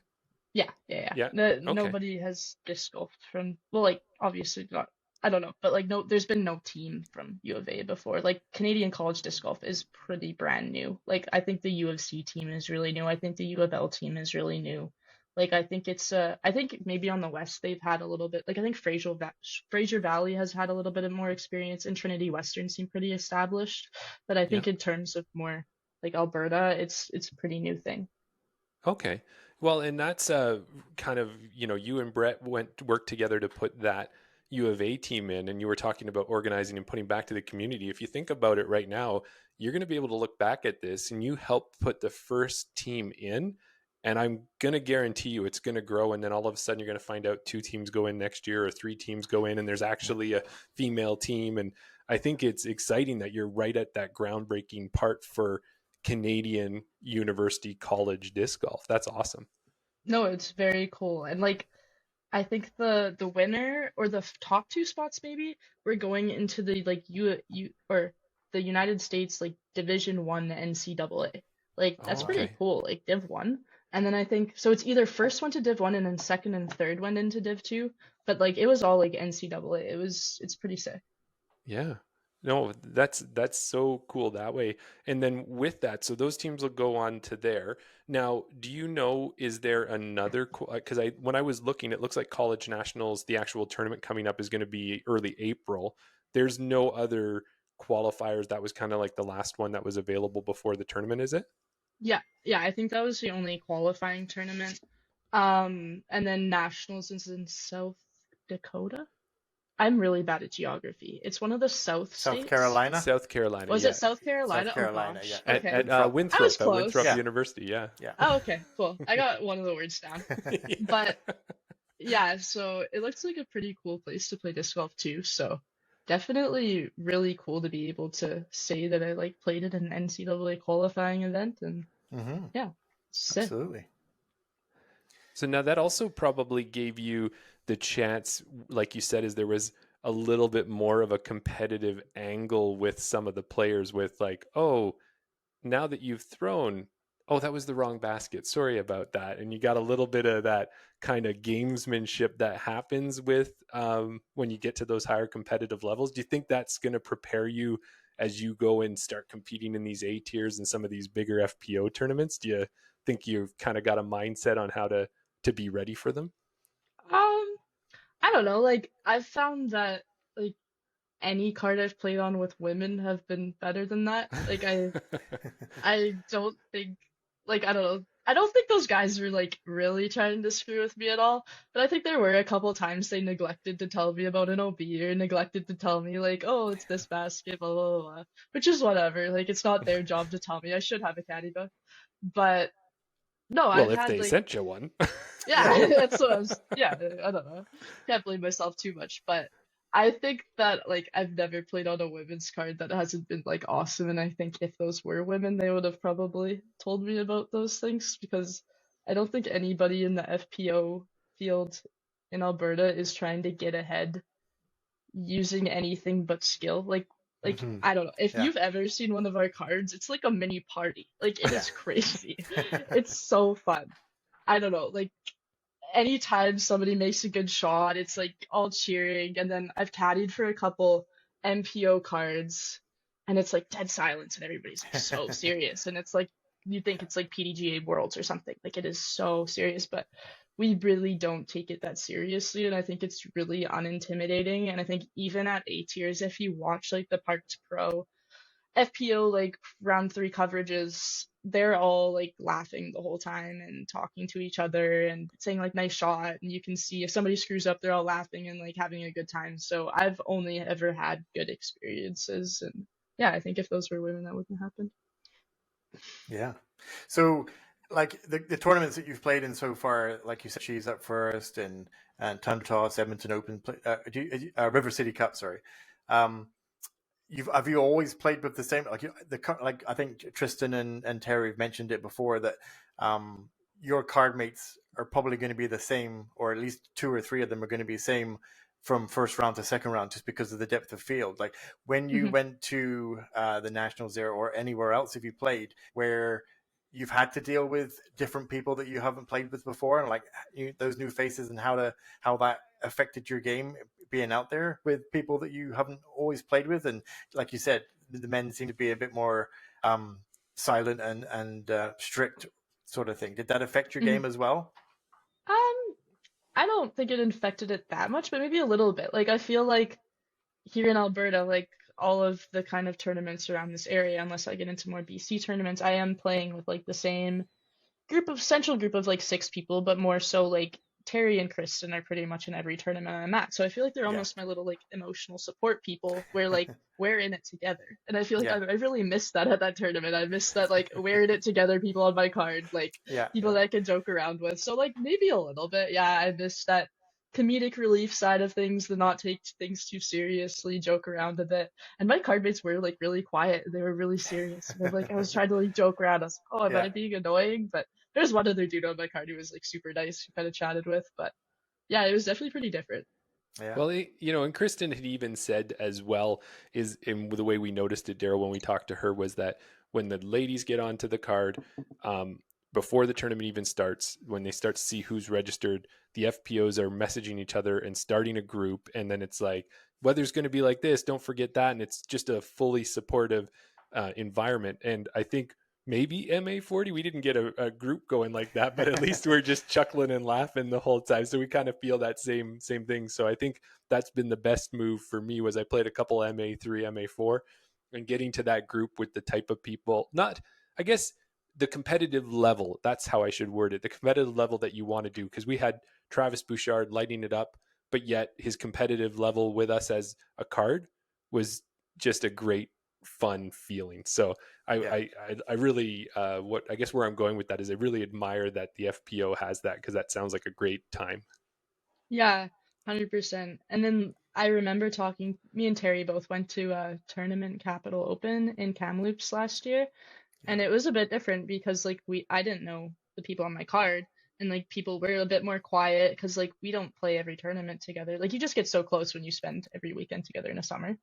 Yeah. But yeah, I played with new people and it was like quiet, and I was just like I was a little thrown off by it because you get used to this like level of like I don't know, and then it's so serious and it's a little bit more intimidating, especially when you're like putting and it's dead silent, you're driving and it's dead silent, and maybe you make a good drive or maybe you make a bad drive and it's just like dead silent. Nobody's like chuckling or making fun of you. Like, it's just like you have to sit and stare at your bad drive in silence. You turn around and wait for someone to laugh at you, but they don't. No, yeah, it's like, oh, that was just okay. That's yeah, exactly.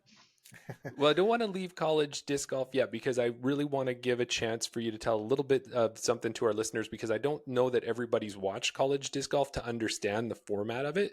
So the one thing is I understand, and I'll let you elaborate with it, is that there is a round where it is individual play, because they try to take college and university disc golf and turn it into a team sport, which is something that we're not used to. We're used to as an individualized sport.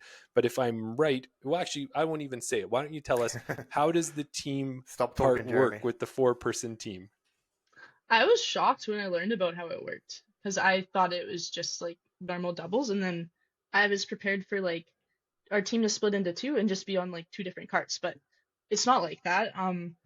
So on my team, who was together again?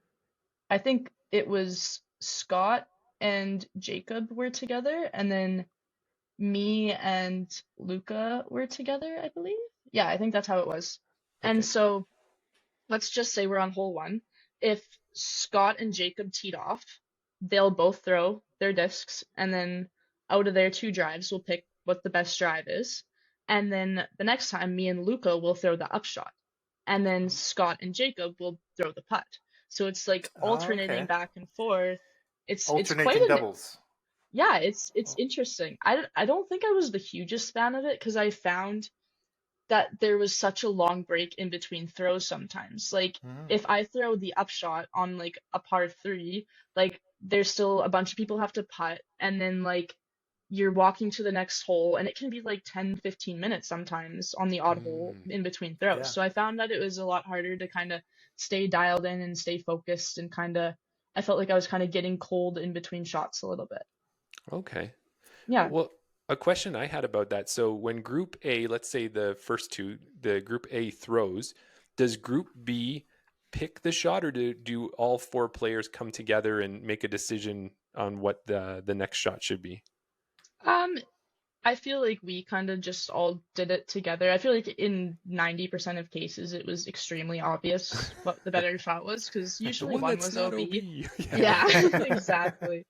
So, but like there is other teams who would spend like a very long time deciding which shot was better, and they'd like walk over to one shot and they'd spend like 2 minutes there, then they'd walk over to the other shot and spend 2 minutes there, and it was pouring rain, and we were like, can we just decide what shot we're shooting from? Like they're very close together. So yeah, I'm not sure if there's a rule on that, but yeah. And so did you like, you said it was different, it had the gaps in there in between, but did you feel more as a team by playing in that format, or did it add to that part of it? Yeah, no, that definitely added to that part of it. Like, I don't know, we were just like as a team trying to get a birdie. Like it was just like this ultimate battle to get a birdie. I remember like somehow, so Jacob killed it in his singles round. Like he did so good. He shot like I think 10 strokes better than me. It was like he shot very, very well. He went off, and he got like 3 birdies in his round or something, and then Luca got 3 birdies in his round, and so then I didn't get a birdie. I wish I did, but no, not even close. But then in our team round, we didn't get a birdie. We were like, we didn't get a single birdie, and we were like so excited to get a birdie. We were like, we gotta get one. And then I think on the first hole of the second round we got a birdie, and that was our whole birdie of the tournament. So in 3 18-hole rounds of disc golf, I saw one birdie. Oh, wow. Yeah. Which just goes to show you that it's a tough course. It's a tough course, yeah. Yeah. A pretty course with a nice eagle on it and all of that design, but that's the actual plane. It's a whole different story. Oh, yeah. Well, Zoe, it's easy to see that disc golf is something you're passionate about. We can see it. I'm sure our listeners can hear it and see it. But it's so much so ingrained in you now that the sponsors are starting to show up. And now you're sponsored and you're part for the second year, I believe, with the BR Ambassador team. Yep.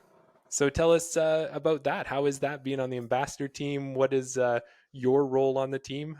And oh, yes, look at this. That's my little sticker. Your You didn't even tell us 2023. we were getting those. Those just popped up. I was so excited. I was like, nobody's ever made a sticker of me before. That's so cute. It's so cool, right? Yeah, but yeah, my experience on the team has been fantastic. I'd say I'm probably one of the more tournament-y people on the team. Like one of the more like I'm playing to win. I want to get good. I want to win. But like also want to do a lot of the community stuff, but I feel like I'm one of the more tournament-focused people. Yeah. But I met so many great people last year. I really want to shout out Jonas. He's in Germany now, but I became really good friends with him last year, and he's my disc golf buddy. Like we traveled to Lost Egg together. We went to Aspen Meadows together. Like we played together constantly. He's also insanely into disc golf with me, and just I had so much fun. We did little practice videos all the time, so I miss him. He's in Germany, which is sad, but it was awesome just meeting people and having Kristen on the team, and Brendan I play with quite a bit. I haven't seen Dan much because he lives in Bonnyville, I think. But just having those people to talk with and discuss discs with, and we're I think doing a little bit more team stuff this year. Like we're gonna do some team challenges, which I actually have to film. But every month we're doing like a kind of a team challenge. I think this month is I don't know if I'm supposed to say it. No, I think Jonas posted his video. I think it's okay. We're having a little chainout preview then. We're throwing a distance driver and a fairway driver and seeing which goes further. So that's this month's challenge. Okay, yeah. So it's just like cool little videos like that. Yeah. That'll be cool. Yeah. No, I'm curious because I know that my Thrasher is probably my furthest flying disc, but I'm gonna get a lightweight crave here, and I threw a lightweight crave recently, and it went so far. Like it went so far. So I'm worried that little 6.5 speed is going to go further than my 13 speed, and I'm going to have to realize that I need to start throwing lower speed discs again.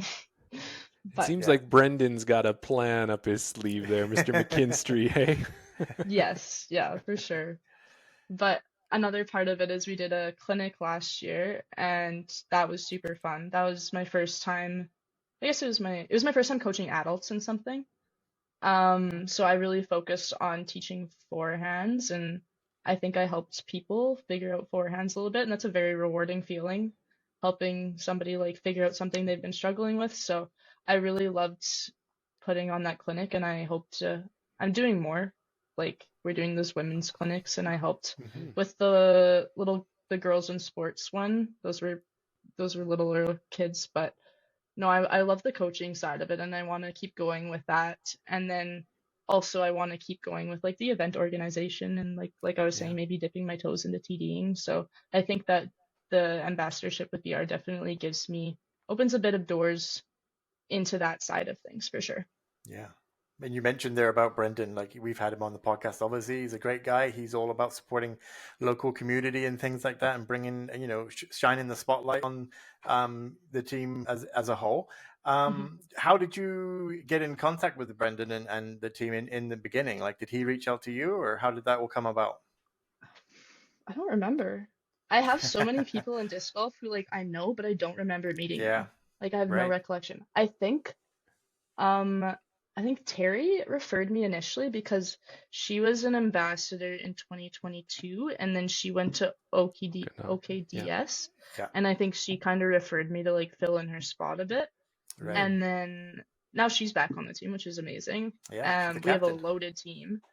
But yeah, I think it was Terry, and then I think also Brendan Kudrowicz referred me a little bit because I played some rounds with him, and I think it was a combination of those two.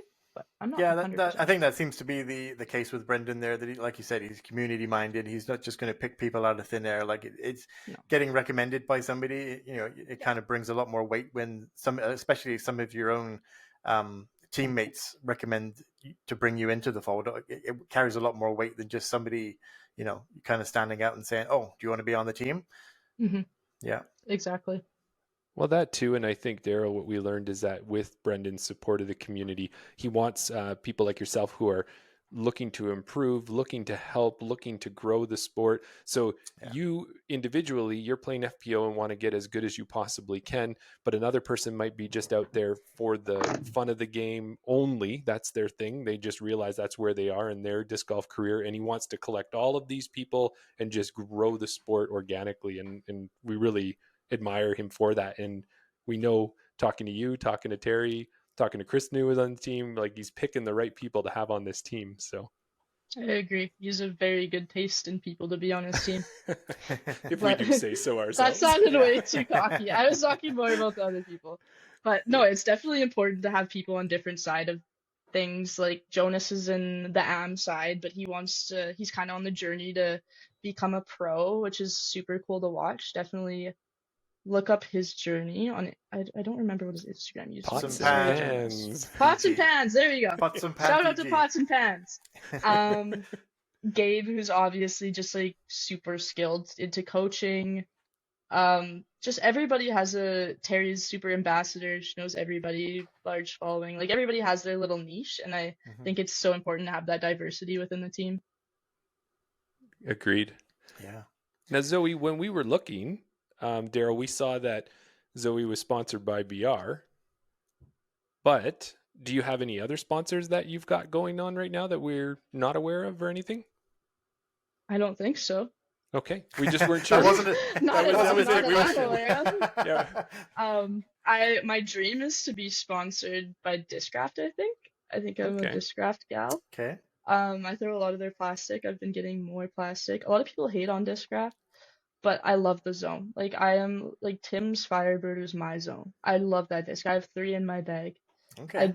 I just love it. So I've been definitely on the zone train for a while. That my Thrasher I just got. Oh, I love it so much.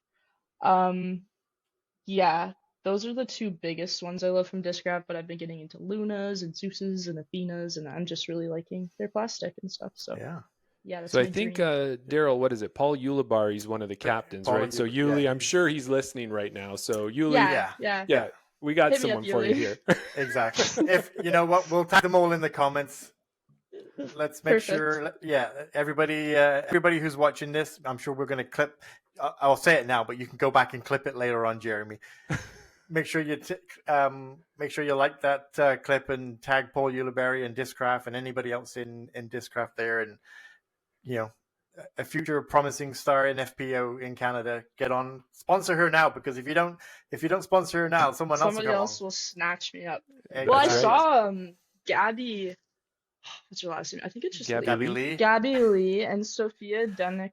I don't know. Deneki, yeah. Deneki, like they are crushing, and like Sophia got the Innova sponsorship, and Gabby got the MVP sponsorship, so that kind of shows me that it's in reach. Like I can be sponsored by those bigger companies. It's something that I can do. So those women are definitely super inspirational for me. And I played against Gabby. I played on a card with her. She's so sick. She's such a nice gal. So good at disc golf. Like so consistent. So And then, let's not stop there. Let's go all the way and say Chantal Bedinsky just made Prodigy. It to the Prodigy.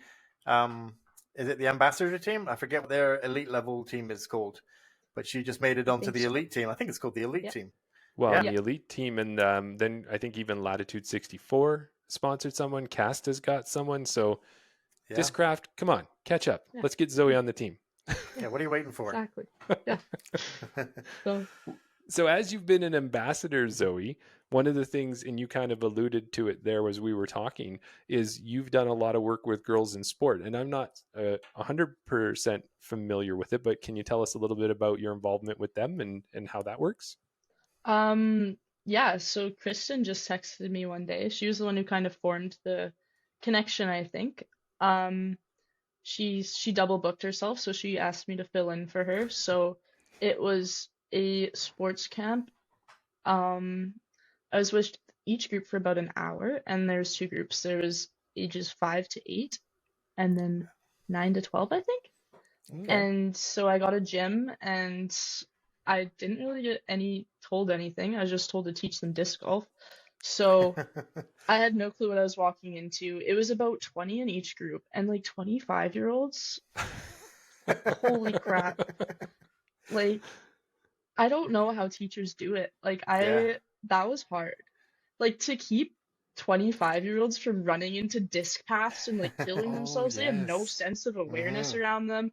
Only one disc hit in the whole like 2 hours in both groups. One person got hit with the disc, which I consider a win. I don't think it was even in the face. There was no injuries. I was proud of that. But like, yeah, they just like they'd throw and I'd be like, red light, like stop. You don't go get your disc, like red light. And then they just like start running and then people throwing us like, oh my gosh, this is so stressful. So yeah, but it was so cool to have that full circle moment because I've been to sports camps like that when I was a little girl, and I remember, yeah, just being part of those camps, playing those sports, and looking up at my coaches and thinking they were so old, and now I'm one of the coaches. Yeah. And just like, yeah, it's cool to have the full circle moments. And they did like a little talk after about empowerment of girls in sports and how you don't have to be good at something to enjoy it and continue doing it. And I think that's a really important message because people are often told they're not good at things and they don't feel like they want to keep doing them. But lots of people can be bad at things, and I'm bad at a lot of things that I really enjoy. So I think that was an important message. And just they did a lot of just self-empowerment, self-affirmations, just giving little girls that confidence. So that was huge, and it was really cool to be a part of. Yeah. Now, is that just Jeremy, was that just an Edmonton thing, or is it an Alberta thing, or is it a Canada-wide thing? Because I have an idea. I think it's a Canada-wide thing. I think they do. Don't quote me on this. I didn't even know the name of the organization when I was going to coach. I was like, what am I being a part of here? But once I found out, I think it's Canada. But yeah, very cool organization. Because I could see a great partnership, Jeremy. We've had her on the podcast before. I know she's got a lot on her plate, but Jo Henderson is a kindergarten teacher, right? So I mean, that would be something. Know that. Yeah, so that would be something perfect. That would be right up her alley if she's got time to do it. Obviously, she's very busy. She's just come back from Memorial, and she's got other things on the go. But I can imagine that she's got the experience of being able to control all those tiny little hands and feet and things like that. So she'd maybe have a bit more patience than me. I was so tired after that. I was exhausted. It was like only till I think 2 p.m. and I had a long nap after that. And then I called my mom because she's a teacher, and I was like, I have so much more respect for you. I'm sorry. Yeah. I could see probably when you do talk to Jo, she'd probably say, you know what, Zoe, you never have control over 25-year-olds. Yeah. You have an illusion of control at times, but that's about it.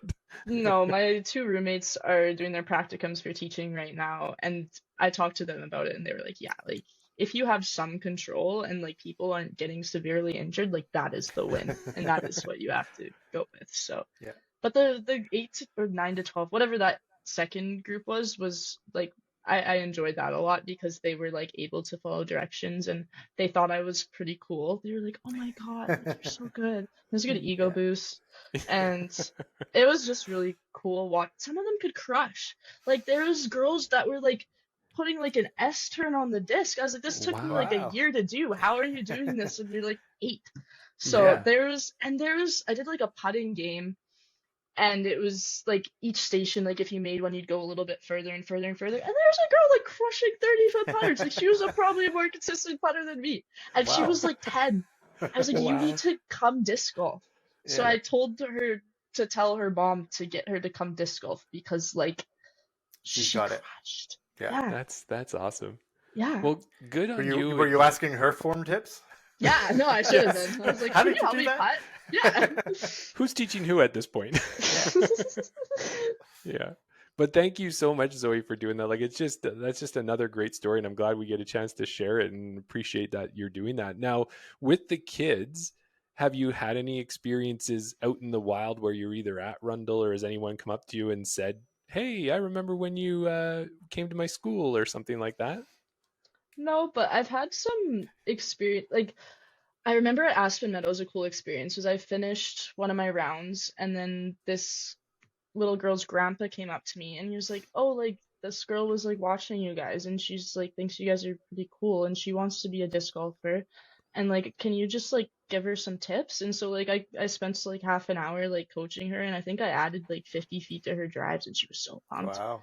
And her Daryl, grandpa was cue the pumped. Kleenex moment first here for me, Do okay? you have like the sad music on your sound No, effects? not sad. The Oh. emotional one, the after school special one. Yeah. No, it was so cute, and her mom was pumped, and she was pumped, and it felt really nice on the inside to help Yeah, somebody like that. So I hope to have more moments like that in the future. that's awesome. That's fantastic.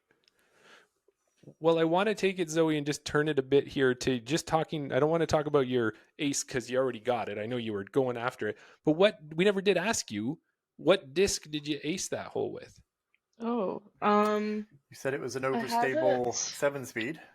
Yeah. Oh, Ooh, Glory. Glory. nice. Yeah, it's Yeah. a 7503. Very stable. I'd call it a Firebird, but it just like the slot it fills in my bag is a Firebird for a little bit of shorter shots.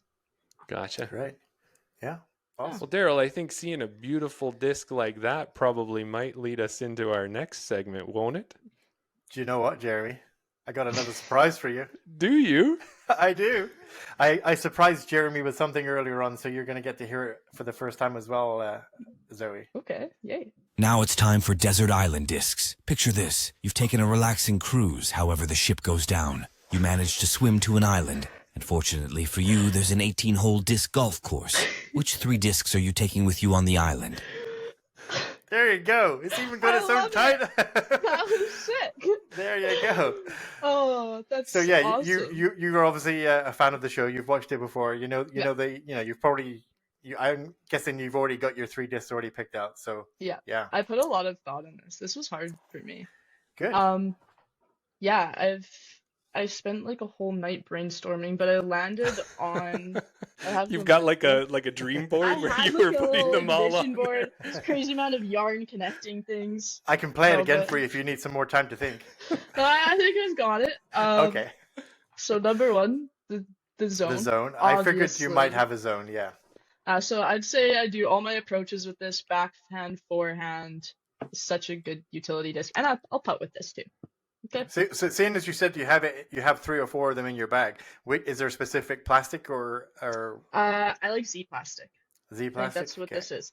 I also have a Zone OS. Don't get a Zone OS unless you are Anthony Barella. Like it is stupid. It is so stable. Good tip. I don't think I'd throw it unironically. Right. Like it is silly. But no, Yeah. actually I threw it in Tundra Toss on the temp hole in between Old Hole 12 and Old Hole 13 on a backhand Yeah. because I knew it just dive right away. So I did throw it Right. once. Oh, well, there you go. It's got its place for one shot. Yeah. Yes. On a temporary hole. Yep. The second one is this is a Ricky Wysocki Robot Raptor Destroyer. I think it's from like 2014. Wow. Mr. Isaiah Morel gave me this disc out of the goodness of his heart, so thank you, Isaiah. It's probably my favorite disc now. So it's like a flippy destroyer, so I can throw it backhand and get it to flip up real nice. And then also, it's a good forehand disc for me. It won't like anhyzer right into the ground, so I'll have to throw it at a little bit of hyzer flip, and it rides out super nice for me. So I'm really comfortable with this disc. This is like my driver I'm going to be taking. Nice. Mhm. It's a new one. And then my third disc is a Crave. I feel like this is just such a good utility disc. Like I love Craves. Yeah. Like this disc especially will just hold whatever angle I put it on. It's just it goes so far for a 6.5 speed. Like yeah, I love Craves. Yeah. Perfect. So Yeah. you got your zone, which we've never had on before. A Crave, which thought we've never Joe had said on. No, I think Joe might throw a J- zone. Yeah, Yeah. Sorry, Joe. Yeah. No, did she pick a zone? I thought she did. I thought she said she Yeah, always loves her zones, zone. but I don't think she picked them in the end. We'll That's roll back the betrayal. tape and check Yeah, later. I'm not too sure. Well, yeah, we'll have to double check. So okay, so Crave nobody's picked, Oh, and definitely nobody's picked the Ricky Wysocki Robot Destroyer. has anybody had a regular destroyer? Because I don't think I've heard No, anybody no, say I don't that. think anyone's had a destroyer either. Yeah. But I did notice that are they all green discs, which is kind of is that just a coincidence? It is. Or do you okay? Because yeah, normally when I go and pick out a disc, yeah, okay, green sucks. Like it does. Yeah, that Ricky Wysocki destroyer I just got back. It's been in the fields of Wildman for like the past 7 months. right. Oh, Like, really? oh yeah, I was so sad I lost it because it's like a really rare, weird specialty disc. So I bought another one for like $50. It was like the most I've ever spent on a disc. Yeah. But yeah, and then Wildman found it and brought it to Tundra Toss for me just in time because it didn't have a headwind driver, and I used it constantly. So that was super clutch. Shout out Wildman for finding that for me and bringing it. Yeah, nice, awesome. Yeah. But yeah, green does suck. Well, and we were going over your discs, Zoe, because you were talking about doing teasers. I think, Daryl, I'm going to plant a little teaser out there. Okay. Is when we have a total of 16 groups of desert island discs, we're going to do something different and interesting, and we'll just leave it as that. So that's kind of our teaser. And I think we're getting close, aren't we, Daryl? We're getting close to 16 sets, including yours and mine. What episode is this? Isn't this 17? It's 17, but there wasn't always a guest. Yeah. First 3 or 4 episodes, I think we didn't have a guest. Yeah. And then there's been a couple episodes where it's just been me and Jeremy flying solo. So actual guests and desert island disc segments, yeah, we're about 13, I guess. 14, yeah, and maybe. that Christmas episode when we had that elf on, he didn't actually give us the desert island discs that he had. Yeah, that was. Yeah. If you don't know what we're talking about, go back and watch the Christmas episode. You won't be disappointed. Yeah. I don't think I haven't seen the Christmas episode, so I'll have to go give it a watch. I think all you have to do is watch the first 3 minutes is what it is, and then you've got the feel for the episode. Yeah. Absolutely. Yeah. Well, Zoe, we appreciate all the time you've given us tonight, but we want to give some time to you right now. And is there anything that you'd like to talk about, or something that we didn't cover, or something you wanted to shout out? I don't know. I really want to reinforce how great the Edmonton disc golf community has been. Like, kind of when I first started disc golfing, I was living alone in Edmonton. All of my friends were on work terms, so I didn't really have anybody here, and I was feeling pretty lonely and isolated. And then once I started meeting people, like, it changed my life, and like everybody has been so nice. Like, the amount of people I've met, and I haven't had a bad experience. Like, everybody is so good to each other and are so friendly. And I just love the community. I've played a ton of sports growing up. I was a big athlete, and I've just never experienced anything like disc golf. And I think it's one of the biggest reasons why I can't get away from it, because I just love the people so much. And it's so chill. I find golf pretty, like, I don't know, pretty preppy, pretty hoity-toity. Yeah. And like, I find disc golfers are very down to earth. They're just good people. It doesn't matter how old you are, your age, your gender, like your skill level. Everybody's just so good to each other. So I just wanted to shout out the disc golf community. Awesome. Absolutely. Yeah. Well, that's great. So everybody make sure. Oh, there you go. Yeah. I'm a little bit late, but I got it. So before we let you go, Zoe, I just want to tell everybody, make sure to either play in She's Up First. If you're a woman who's looking to play in a tournament, that's going to be a great one to be in. If you're not, volunteer, show up, cheer on Zoe there. If you're down in Lethbridge, come out to Spring Runoff, check her out there as well. And we look forward to seeing you at both events. Thank you so much, guys. Thank you for having me. Stay tuned for more events in the summer. Yeah, for sure. Yeah. Oh, and you're welcome. Perfect. You're welcome on anytime, Zoe. Thank you so much. Awesome. Okay, have a really good night, guys. And I guess I won't see you at League, but are you going out this weekend? We are talking about it. Yeah, how do you not go out with that weather? So maybe we'll drop you a message, let you know where we're heading. Sounds good. Okay, I'll see you on the course then. Bye, guys. Sounds good. Thanks, Zoe. Bye. Another great episode, Jeremy. Well, Daryl, I was waiting for you because, I say it all the time. Do it. Well, they just keep getting better and better. Well, they do. It's, and we mean that in a great ways. Every guest we've had is great, and the next guest is great, and the next guest is great. So, and you know what's so great about us? What's so great about us? Is that we keep getting on more and more diverse players. Maybe not diverse, but every episode it seems like we're learning something else about a different aspect of disc golf. We got the physios on, we've had TDs on, we've had store owners and course designers. Yeah, everybody. Yeah. So this week we got to learn a lot more about college disc golf and all that sort of thing, and great to see that what Zoe's doing with the girls in sport there. Like I said to Tim quite a few episodes ago about getting discs in those young kids' hands, because that's the future of disc golf, right? And that's can only get better if that's the case. Yeah, and I did when we talked about it with the college disc golf aspect of it. Zoe is now going to be part of the history of the University of Alberta disc golf team, because she was on the inaugural team that went out there, and it's just in that growth stage. So I'm excited, because I bet you 4 or 5 years from now she can look back on that and go, hey, I was part of starting that. Now look at it when she's watching it on TV and they're down in Winthrop, the University of Alberta Golden Bears and Pandas are down there competing. She'll know that she was part of that, and that's just so cool to me. Yeah, no, absolutely. I wish I was a part of something special that started like that. Yeah. Yeah. Well, when they need a coach, maybe you and I can be coaches and go on. Nobody wants to take any pointers from me, Jeremy. There you go. I'll be picking up the bottles and the trash after they finish. I'll be cleaning their discs. There you go. There you go, for sure. Well, we've got a few other things I think I got a ton of other things we can talk about. So let's kind of maybe just jam through them as best we can. Sure. We don't need to speed through them, but let's just get to them. Absolutely. So Zoe mentioned, that Winter League has wrapped up. So I just wanted to kind of wrap that up for this segment, for this episode. We won't end up talking about it again until next winter. Yeah, exactly. So the last round, I didn't actually make it out. It was a little cold last week, and a lot of people either...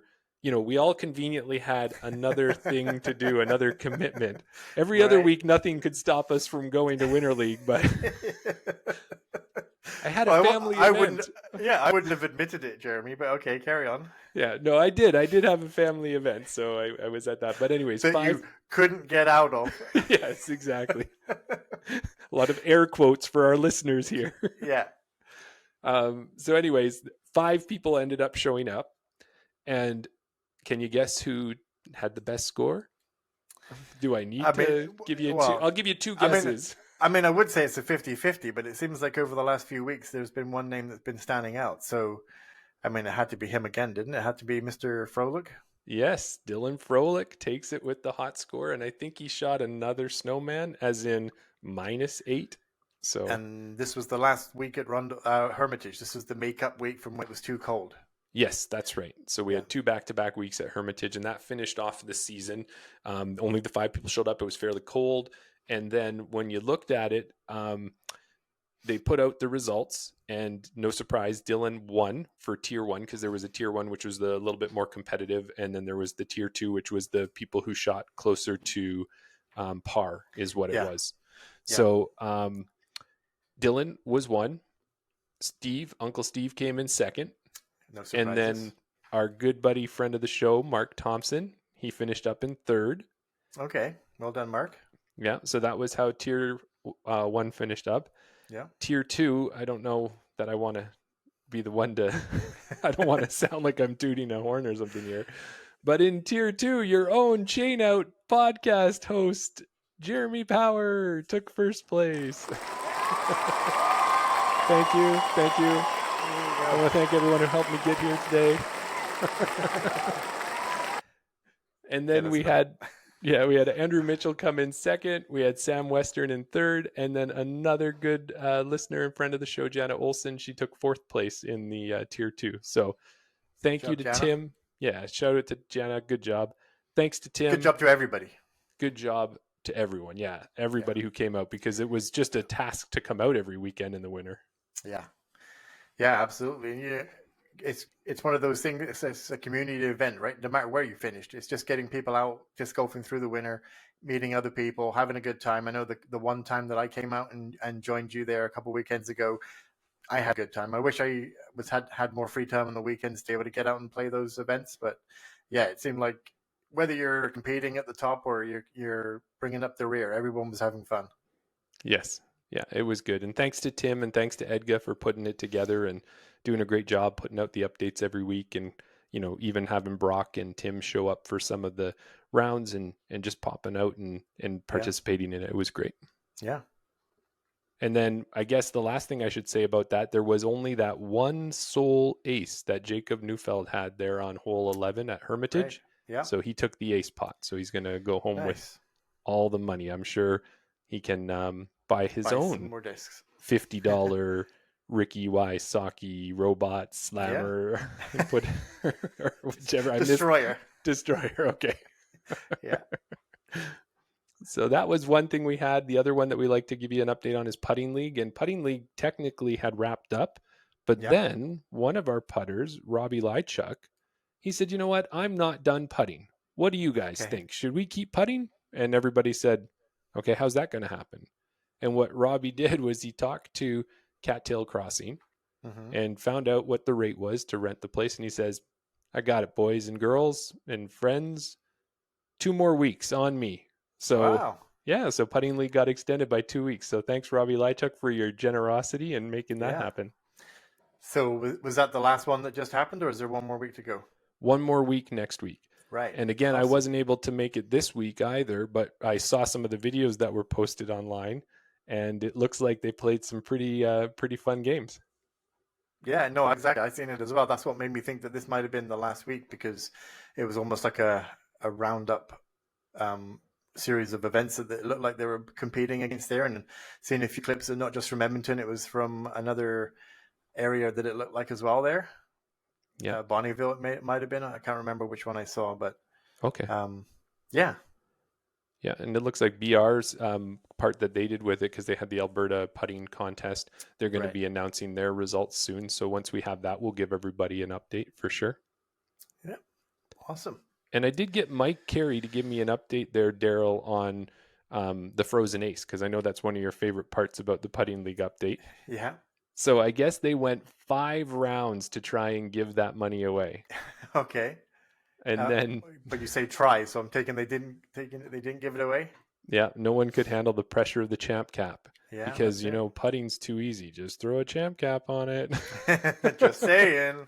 Not saying, just saying. So, anyways, what they decided to do is they had Rob. Go ahead. Said that, what did you said that you wanted to put a champ cap on because that's what you said before? Yes. I value your opinion, but you're wrong. Okay, carry on. I can't believe how many of those you have. That's amazing. Yeah. So with that, 5 attempts that they did at giving away the money from the Frozen Ace. And then what they decided at the very end was they let, I believe it was Robbie Lychuk decide, is they said, okay, 50% of the money is going to go to Edgar, 50% is going to go to the charity of your choice. And Robbie chose that Edgar was the charity of his choice. That's awesome. Yeah. Yeah, so it's going to go back into the league and help out, and that's a great thing. Perfect. Yeah. And we know that money goes to good different events and different things, because we just saw a post by Edgar that the Hermitage signs are in. Did you see that one? I did. Well, they're getting ready to be put in. Yeah, they look awesome. Like Tim had mentioned before, just those final finishing touches to Hermitage now coming in, just a couple remuneration things to do and the signs, and yeah, it's going to be an awesome course to play with 2 tee pads, 2 basket locations, hopefully in the springtime when the ground thaws and they can start moving the baskets again. I'm more and more excited to play Hermitage. Yes. Yeah. And it's going to be, as they were saying, Tim was saying last week, She's Up First will be the first tournament with the permanent tee pads. Yeah. And from the sounds of it, with the signage as well. So it's going to be top notch, top level. Absolutely. Now, speaking of our FPOs and our other Canadian players, we like to go beyond just the Edmonton. We like to do Alberta. We like to focus on Canada. Yeah. Just recently, we kind of touched on it real briefly in the interview with Zoe there. It came up, but both Joe Henderson and Sophia Danecki were down at the Memorial tournament. Yeah. Yeah. We've seen them down there, and Sophia had a bit of a better round than a bit of a better time than Joe did. Mm-hmm. I'm just trying to search through your notes, Jeremy. It's just up at the very top there. Yeah. at the very is it top. at the top? What's it doing at the top when we're talking at the end? Well, we didn't have time earlier, so we kind of. I do remember that. Yeah, yeah, and it's such an awesome event as well. Getting to play against the likes of Jen Allen and Owen Scoggins, who eventually won it, right? Mm-hmm. But yeah, Sophia putting in a final round finished score with a +2, very respectable. I think that was good for fifth. Yeah. No, maybe was it fifth? Yeah. I was kind of right up in that range. Yeah. Yeah, absolutely. And then Joe didn't have such a great weekend there, but still enjoyed herself. And I think she got to either caddy for Sophia at one point or kind of walked around with her and gave her some support there as well. So that was good to see. Yeah, I would say, I think from what I could see is Joe did have obviously had a good time and good round. I don't know what her goals were for playing. I probably was what it was it was a 4-day tournament, Right. or 4-round tournament. And after the third round, you either made the cut or you didn't. And unfortunately, Joe didn't make that cut. So that was probably one of her goals there. But from what I could see from her social media posts and stuff, she was just enjoying the sun, like, the green grass, the sun. A bad round at Vista or Fountain is probably better than a good round in -30 in Edmonton. Exactly. Yeah, I'll take that any day of the week. Yeah, exactly. So good for them. And that's Sophia, being, as we talked about, being sponsored by Innova. Almost. Yeah, Innova, Scott Gibert. I'm going to have to clip those and get those made up for you, Jeremy. Oh, man, this whole show will just be buttons. Burp, burp, burp, burp.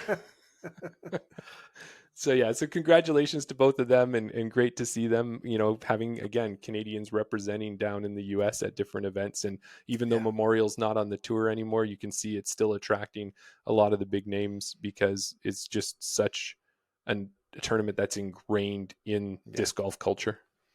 Yeah, and I think it was positioned well as well in between chess.com and Waco, which is happening this weekend as we are recording right now. Yeah.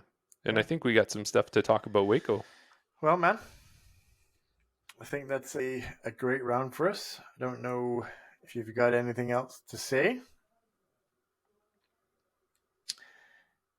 About Waco. I did have something about Waco really quick, if we can do that. Yeah. And I think I just wanted to again say we've got this, if you're watching the Waco tournament, some other exciting news about our Canadians is Chantal Badinsky is down there. Yeah. And because it's a Prodigy sponsored event, Prodigy had chosen Chantal to be part of the feature card. Yeah. So she got to play around today, the day that we're recording, with Kristen Tatar, with who else was on the card? Valerie Mandahano and Eva Salonen. Oh, yeah. Evelina Salonen, sorry. Exactly. So that's like a high-powered card, and it's like a Canadian right up in front playing with the big dogs, I guess, if you want to call it that, for the players in the FPO.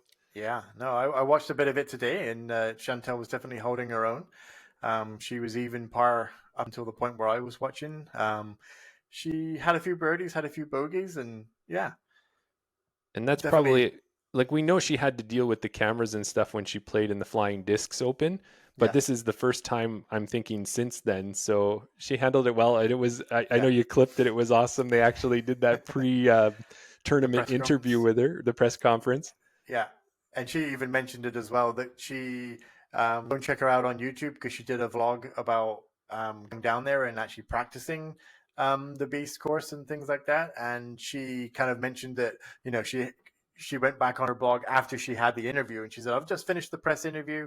It's all good, except for right at the very end where I did this big sigh. And then I think it was Nate Perkins was like, okay, now we're out. So it was on the live coverage. If you go back and have a look at the press conference for Waco, skip forward and find Chantal's interview, because it was really good, and then just watch right to the end, because it's good that she's able to look back at it and kind of laugh on it herself, right? But it was kind of funny. Yes. So she's down there, has a great round. We hope the rest of her tournament goes really well. By the time you listen to it, you'll have the results. And also, of course, Thomas Gilbert's down there, and he had a decent round, not up at the top, but he's right in the middle of the pack, and hopefully he can continue to push forward and maybe make up some spots on the way to the end. Yeah. But yes, Daryl, you can wrap this thing up now. I think we can put a bow on this episode 17. Well, I just want to say one thing because I haven't said it. I didn't say it in last episode, and I kind of wanted to mention it. That Terry mentioned that Brendan had sent up some discs, and he convinced me to get a Ringer GT. He said that I should get away from the Berg and I should go with my Ringer GT. So here you go, Brendan. I have the Ringer GT. Just proof to all our listeners and all that I'm a man of my word. I put my money where my mouth is, sort of thing. So I did get the Ringer GT. Coincidentally, when we played Tundra Toss, I was talking to Brock while waiting to get into the trail house and mentioned about getting the Ringer GT, and he said, "Oh yeah, one other disc that you might like is the Jawbreaker GT. The Banger GT, yeah." And he pulled it out of his bag, and I held it, and I was like, "Oh, okay, yeah, I can feel the difference because the Banger GT has a kind of a grooved thumb track, a bit like the Berg, and it's a little bit deeper of a putter, whereas the Jawbreaker Ringer GT has more of a groove, like a reached groove around the outside, and it's a bit more shallower. So what I will say, Brendan, is that I'm more of a fan of the Banger GT than your Ringer GT. But I'm going to say it's not going to replace my Bergs. So I'm sorry. I'm sticking with the Bergs, Brendan. Oh, that's awesome. But I bet, you know what, if I was to take that Ringer GT, because it's so shallow in my hand, it's a little bit shallower than the Berg, like Terry said, it's a thick disc. Yeah. Even the Banger GT is a little bit thicker. The Ringer GT, if you've got small hands, but I don't think I have big hands, but it just feels small in my hand. If I was to set up to 20 feet, 25 feet, like we were talking with Zoe, and I'll do that practice. Yeah. If I was to throw this at the basket, doesn't even matter if I'm 5 feet away. You know what it's going to do. Oh, really? It's going to do something? Of course it's going to do something. Oh, I think I know what it might do. There's only one thing it's going to do, Jeremy. It's going to chain out. Unfortunately, we don't have music. Thanks for watching, everybody, and we'll catch you next episode. Thanks, buddy. Everyone, have a good night.